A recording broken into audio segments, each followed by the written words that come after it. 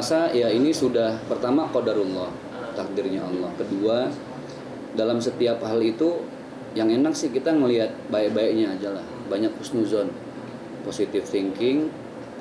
COVID-19 nih udah banyak banget nasihatin kita lah. Terutama para pendakwah, para ustadz. Kayak model saya lah. Artinya kan selama ini kita sibuk dengan urusan di luar ya, berdakwah sana sini gitu loh. Tapi dengan adanya COVID-19 kan lebih banyak di rumah mau nggak mau. Ya dengan hashtag di rumah aja. Nah dengan di rumah aja ternyata hikmahnya banyak banget. Jadi lebih punya waktu untuk keluarga, lebih kreatif, lebih produktif.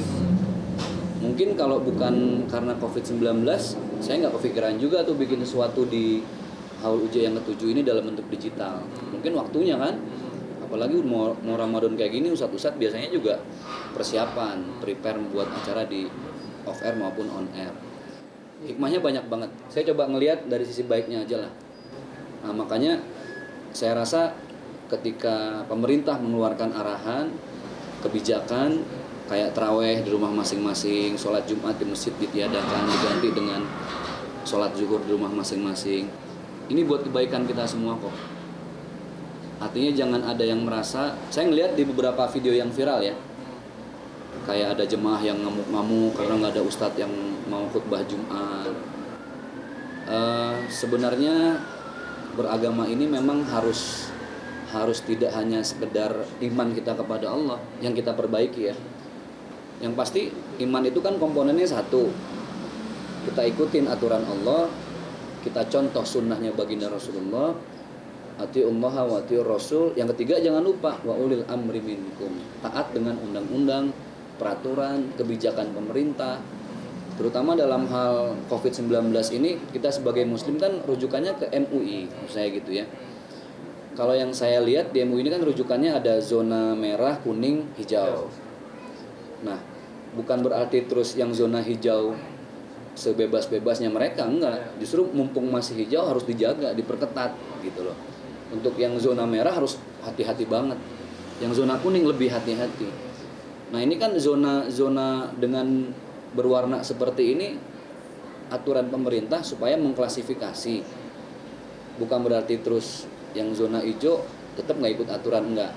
Nah, maka untuk seluruh masyarakat saya sebagai orang yang awam yang nggak tahu apa-apa cuma bisa berpesan, niat kita hanya memutus rantai penyebaran wabah virus corona supaya nggak semakin banyak berjatuhan korban gitu loh.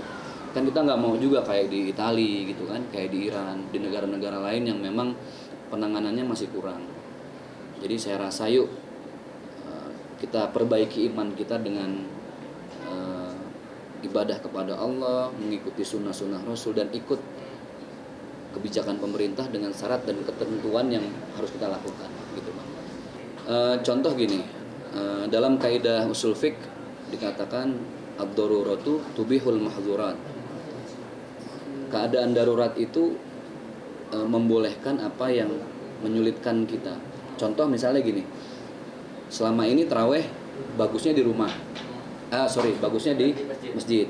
Sholat Jumat harus di masjid. Tapi keadaan darurat seperti ini justru hal itu kan menyulitkan, membuat kita justru tidak memutus mata rantai COVID-19. Makanya arahan pemerintah lebih baik kita di rumah. Saya kasih analogi gini, kita beli daging di supermarket, kan ada tulisannya di situ halal, yang mengeluarkan MUI. Kita sebagai masyarakat percaya dong 100% atas keputusan MUI bahwa produk ini halal. Tapi tiba-tiba ternyata dalam prakteknya ada unsur haram di situ. Nah, yang dosa siapa? Ya bukan masyarakat. Mungkin ada kesalahan di MUI-nya, gitu loh. Artinya MUI punya tanggung jawab penuh sebagai lembaga yang membawahi umat muslim. Sholat taraweh, sholat Jumat, yang semua harus di rumah, kita percayakan sepenuhnya kepada beliau-beliau yang ada di MUI. Saya yakin para guru kita di MUI sudah melalui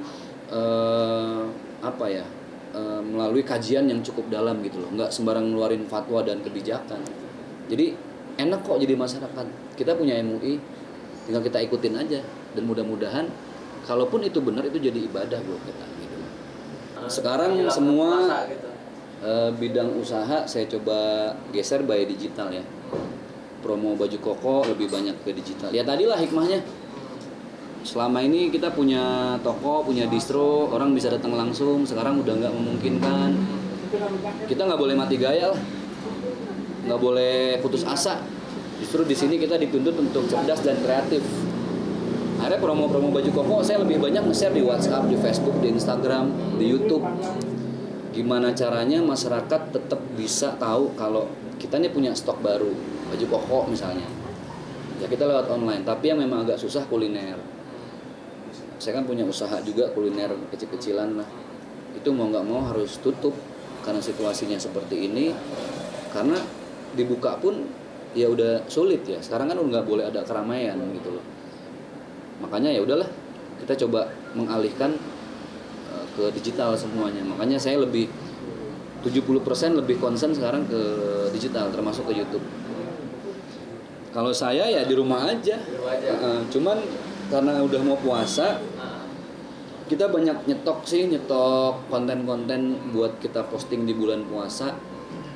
Karena di bulan puasa kan, apalagi awal-awal lah, seminggu pertama tuh kan berat banget ya, walaupun di rumah aja. Tapi yang penting di stok kita udah banyak, tinggal kita posting. Tapi nggak nutup kemungkinan kalau nanti ada yang trending mau kita bahas lagi, mau kita angkat, mau kita posting, ya kenapa enggak gitu Bang. Artinya Ramadan tahun ini sesuatu yang beda banget dari Ramadan sebelumnya. Tapi hikmahnya sisi kebaikannya adalah ngajarin kita buat lebih cerdas dan kreatif. Ya mau nggak mau kan,